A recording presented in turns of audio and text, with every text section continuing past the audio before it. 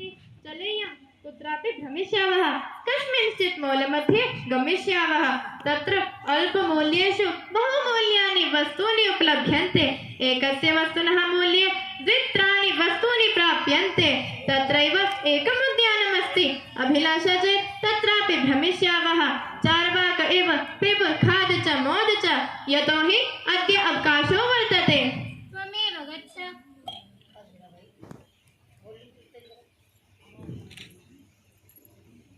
त्वमेव गच्छ अहं तु इदानीं पठामि।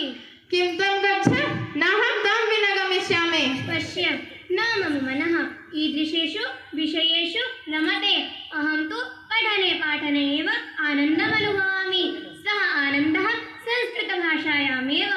परं भगिनी का इदानीं विपन्नो संस्कृतमधीत न चानेन भविष्यं सुरक्षितं वर्तते। किमेतेन यत् कोऽपि नाधीते अतः अहमपि नाध्येष्ये अपि तु यदा कदा तत् अति महत्त्वपूर्णं भवति यस्य माहात्म्यं कोऽपि न जानाति। मन्ये परमियं कठिना दुर्बोधा चेति केवलं धार्मिककार्येषु एव अस्याः उपयोगः। मिथ्यातः एषा धारणा इयं सरला सुमधुरा सुबोधा च किञ्च सरला न च दुर्बोधा बाला एवं विधिना पठिता सम्यक् पठिता आर्यैः पूर्वं श्रवणं पठनं गुरुमुखमूलम्।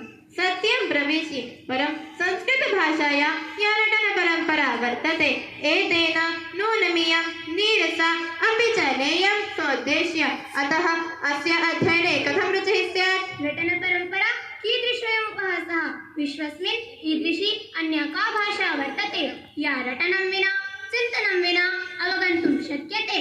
भगिनी शिक्षायाः उद्देश्यं भवति किं मनुते।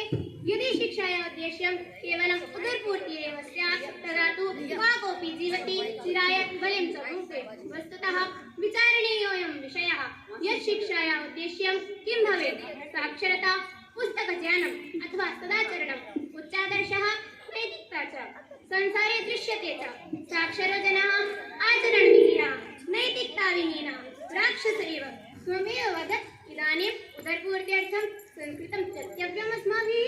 जानामि तथापि स्वल्पं तथायुः भावश्च विघ्नाः यतः प्रयोजनमनुद्दिश्य मन्दोऽपि न प्रवर्तते अतः केन कारणेन अस्मादृशाः जनाः संस्कृताध्ययने प्रवृत्ता भवेयुः।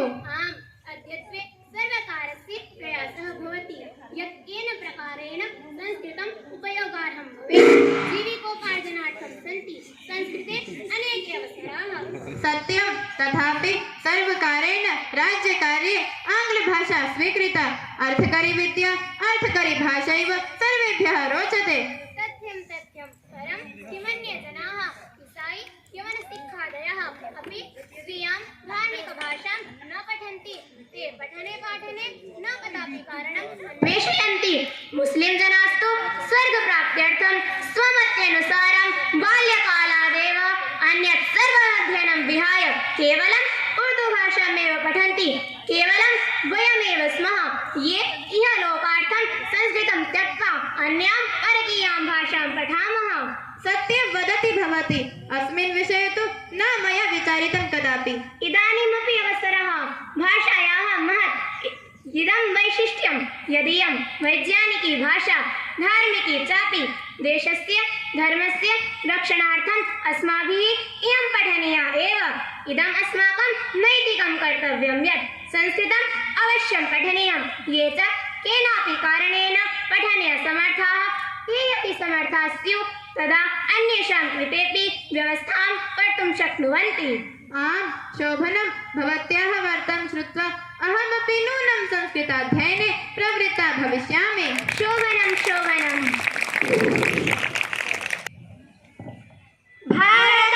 भारतं तावत् यावत् संस्कृतमाश्रितम् उत्तिष्ठत महासत्ताः लोके सीदति संस्कृतं लोके सीदति संस्कृतम्।